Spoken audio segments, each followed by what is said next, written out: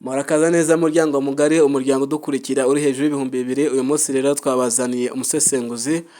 Tugiye kuvuga ku bukwe bwa DBN, ibintu bizaranga ubukwe bwa DBN, dore ko ari ubukwe bwatreninze cyane hano muri social media. Uyu munsi rero twabazaniye umugabo ugiye kudukorera analyse.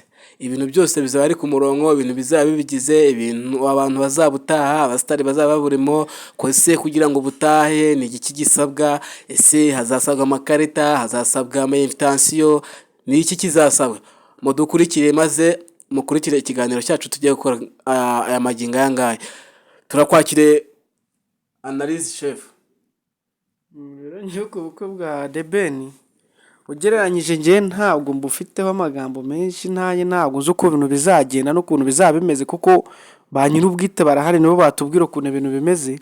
Ariko icyo nzi cyo neza, ubukwe buzabera muri convention, kandi urumva kuvuga ngo ubukwe buzabera muri convention bisobanuye ko abantu benshi batazahagera. Ubwo haba hari impamvu itazatuma, kuko convention tuvugishije ukuri hari abantu batarahagera, nk'ubu gisindagera na rimwe.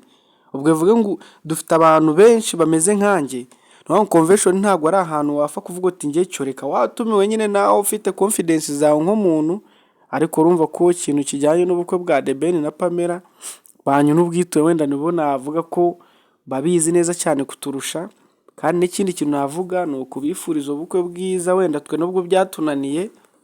Abatarakora ubukwe mwese ndabihanganisha, ni mwihangane namwe, wenda hari igihe kizagera bikunda, ariko ntibyoroshe tu.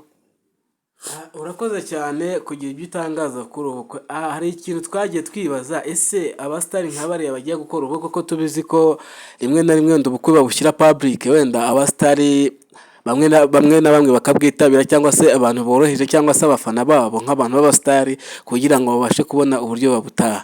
None buriya kuko bawufashe bakabujyana muri convention center, ni iki bashatse guhisha, cyangwa se ni ibiki mbega bizabera muri convention center?